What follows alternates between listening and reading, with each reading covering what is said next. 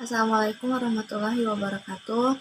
Konnichiwa minasang, nama saya Mega Salsabila. Kali ini saya ingin mempresentasikan hasil metode penerjemahan berupa analisis data dari anime series yang berjudul Horimiya.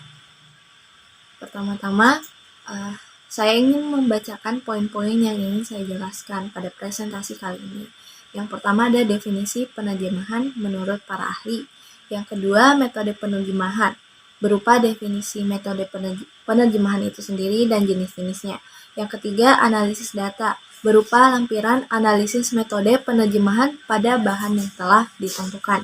Masuk kepada definisi penerjemahan menurut para ahli.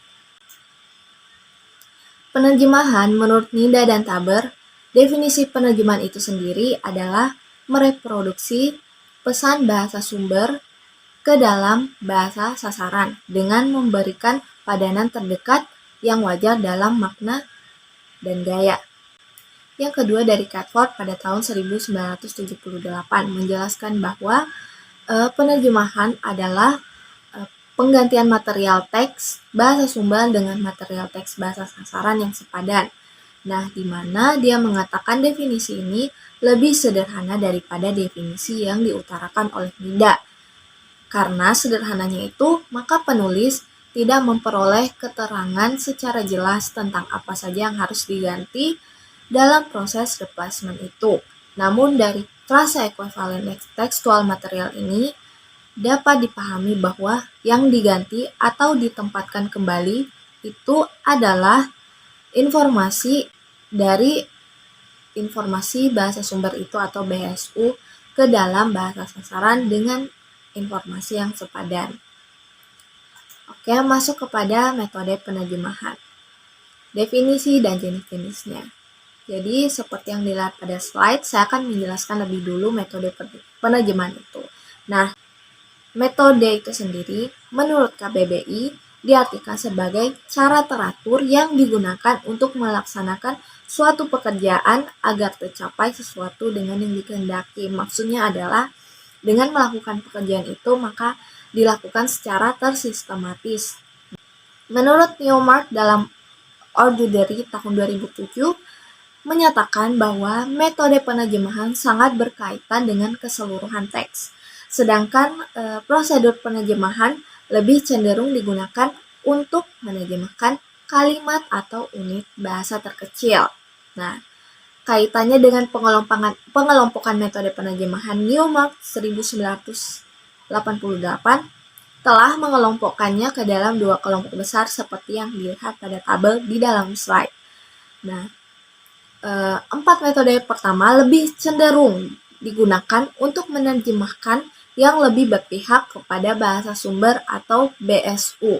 Nah, di mana terdiri atas word for word translation atau metode kata demi kata, lalu ada literal translation atau metode harfiah, lalu ada faithful translation atau metode setia, dan ada semantic translation atau metode semantis. Lalu, 4 metode berikutnya berpihak kepada bahasa sasaran, di mana ada adaptation atau metode saduran, lalu ada free translation atau metode bebas, lalu ada idiomatic translation atau metode idiomatis, dan communicative translation atau metode komunikatif. Saya akan langsung masuk saja kepada analisis data yang berupa lampiran analisis metode penerjemahan pada bahan yang telah ditentukan.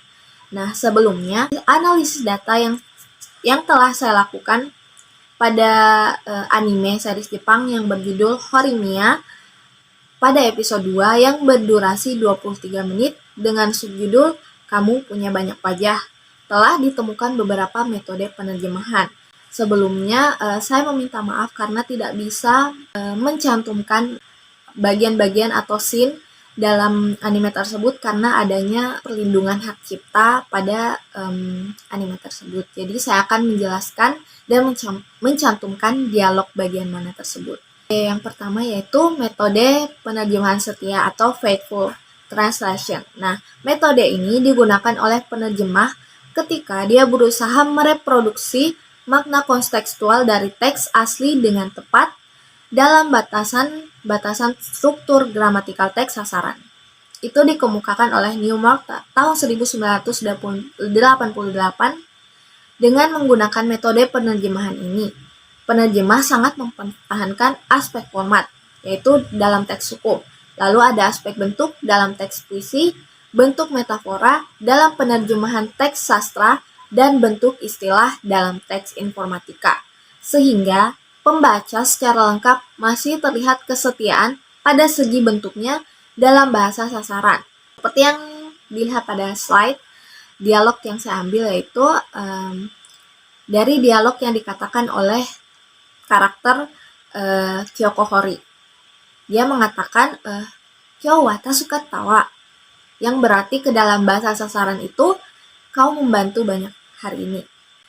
Pada bahasa sumber diketahui terdapat kata tasukatawa. Jika diartikan pada kata tasukata berarti memiliki makna yang seperti to be saved, to be rescued, to survive. Nah, dan bentuk sopannya adalah tasukarimashita. Lalu di belakang kata tasukata terdapat partikel wa. Nah, partikel ini umumnya digunakan oleh wanita di akhir kalimat, tetapi tidak memiliki arti khusus karena hanya ingin membuat kalimat tersebut terdengar feminim. Jika dilihat dari bahasa sasarannya, metode yang tepat adalah metode setia. Karena apa yang saya analisis pada aspek bentuk dari bahasa sumber yang dapat dikatakan bermuatan nilai budaya pada partikel wa. Namun, pembaca masih dapat melihat pada segi bentuk padanan kata ke bahasa sumbernya yang masih dapat berterima dan dapat dipahami secara makna kontekstualnya. Lalu, dialog yang kedua dari bahasa sumbernya dikatakan oleh Yuki Yoshikawa yang mengatakan bahwa Hori yokyu fumanna no nozoki nante. Nah, jika diolah ke dalam bahasa sasaran itu berarti Hori, apa kamu punya frustasi terpendam? Kau bahkan mengintip murid lelaki. Nah, pada bahasa sumber berfokus pada kata yokyu fumang nano yang diterjemahkan ke dalam bahasa sasaran menjadi apa kau punya frustasi terpendam. Nah, jika dibedah lagi, yokyu fumang yang berarti frustasi mempertahankan bentuk keaslian dari istilah ke dalam bahasa sasaran. Walaupun nampaknya tidak ada perubahan, namun untuk memelihara makna dalam konteks kalimat, maka dimodifikasi menjadi apa kau punya frustasi terpendam sehingga pembaca tetap dapat berterima antara bahasa sumber yang telah diolah ke dalam bahasa sasaran. Lalu masuk ke metode selanjutnya yang ditemukan, yaitu metode semantis.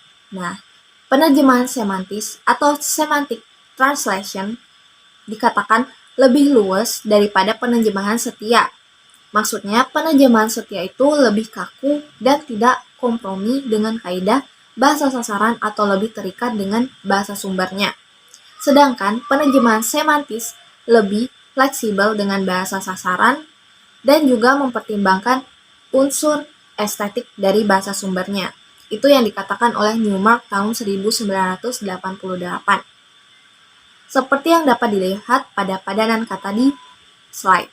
Nah, ditemukan ada tiga dialog pada anime. Jadi dialog pertama yaitu Tadaima yang dikatakan oleh Kyoko Hori yang berarti aku pulang ke dalam bahasa sasarannya. Pada kata di atas diterjemahkan secara fungsional seperti apa yang pada umumnya digunakan secara jelas pada keseharian, terutama pada masyarakat Jepang. Makna dari kata tadaima berarti saya pulang. Maksudnya adalah saya pulang pada saat itu juga, ketika baru kembali ke rumah setelah beraktivitas di luar ruangan dengan jarak yang jauh dan memakan waktu yang cukup lama. Mirip seperti hai, tataima, ikimas, mairimas, atau hai, tataima suguni shimasu atau yarimasu. Itu merupakan bentuk persalaman yang digunakan kepada lawan bicara, kemudian salam tersebut akan ditanggapi oleh lawan bicara. Mengapa saya katakan ini termasuk menggunakan metode semantis? Karena dapat dilihat bahwa penerjemahan bahasa sumber ke bahasa sasaran itu terlihat fleksibel dan sangat akrab ke dalam bahasa sasarannya.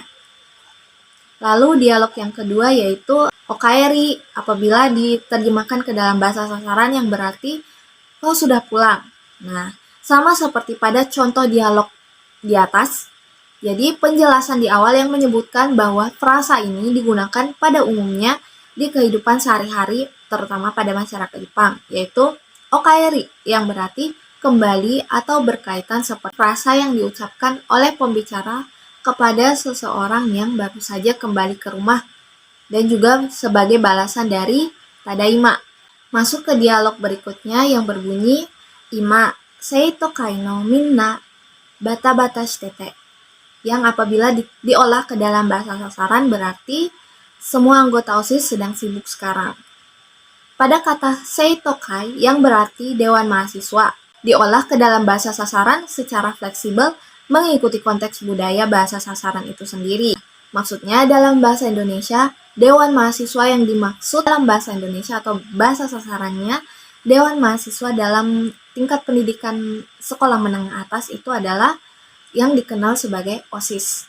Masih merujuk pada maksud yang sama. Lalu ada frasa bata-bata.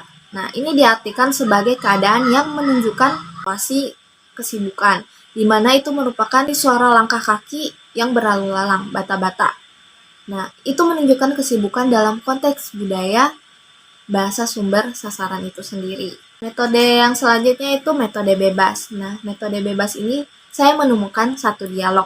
Jadi metode penerjemahan bebas atau free translation merupakan penerjemahan yang lebih mengutamakan isi daripada bentuk teks sumbernya. Itu yang dikatakan oleh Newmark 1988 dan Macali tahun 2009 dalam Hartono 2014. Nah, hasil terjemahan dengan metode ini biasanya berbentuk parafrase yang lebih panjang daripada bentuk aslinya dengan tujuan pesan dari bahasa sumber dapat dengan jelas diterima oleh si pembaca. Seperti yang dapat dilihat di dalam slide, dialognya yang berbunyi dame dawa ichiban yaccai kenai koto dawa. Nah, apabila diolah ke dalam bahasa sasarannya berarti tidak bisa, itu hal terburuk yang bisa kulakukan. Dameda dalam teks bahasa sasaran berarti tidak bisa. Artian lain yang terkait adalah hal yang tidak boleh dilakukan karena ditentukan oleh akal sehat sang pembicara.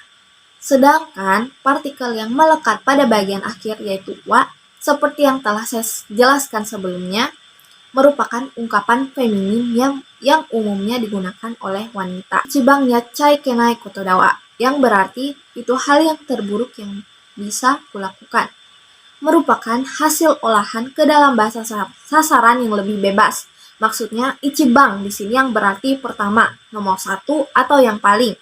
Dan jika diterjemahkan ke dalam bahasa sasaran dengan mencari padanan kata yang lebih detail sehingga ditambahkan imbuhan ter. Nah, imbuhan ter di sini yang menyatakan tingkatan dalam bahasa sasaran atau bahasa Indonesianya. Sehingga bentuk teks bahasa sasarannya terlihat lebih panjang dan lengkap maknanya. Metode selanjutnya itu metode komunikatif. Nah, pada metode ini saya juga hanya menemukan satu dialog. Nah, menurut Newmark, tahun 1988, penerjemahan komunikatif atau communicative translation berupaya untuk menerjemahkan makna kontekstual dalam teks bahasa sumber, baik aspek kebahasaannya maupun aspek isinya, agar dapat diterima dan dimengerti oleh pembaca bahasa sasaran. Seperti yang dapat dilihat dalam slide, dialog yang berisi Kung suke te yuka oka-san wo wakai yo ne. Jika diolah ke dalam bahasa sasaran yang berarti dia menambahkan honorific. Omong-omong, ibumu masih muda. Nah, kata kung merupakan jenis honorific yang digunakan oleh orang Jepang yang merupakan bagian dari tata krama. Nah, pada bahasa sasaran, makna kontekstual yang ingin disampaikan kepada pembaca yaitu makna kata kung. Jika diterjemahkan secara umum, tentunya akan lebih jelas dan tidak ambigu. Nah, maka dari itu, kung ini diterjemahkan ke dalam bahasa sasaran disebut sebagai honorific. Tujuan dari metode ini adalah membuat makna olahan ke bahasa sumber itu menjadi efektif. Lalu metode yang terakhir yaitu metode saduran. saya menemukan ada 3 dialog di dalam anime. Jadi, Nyuma tahun 1988 menyatakan bahwa metode saduran atau metode adaptasi ini disebut dengan metode penerjemahan yang paling bebas dan paling dekat dengan bahasa sasarannya. Metode terjemahan ini banyak digunakan untuk menerjemahkan puisi dan drama. Dialog pertama yaitu berbunyi, A. Okuremashita ga. Jika diolah ke dalam bahasa sasaran yang berarti, aku lupa perkenalkan diri. Nah, di sini sudah dapat dilihat bahwa ungkapan okuremashita ga diterjemahkan menjadi aku lupa perkenalkan diri ke dalam bahasa sasaran.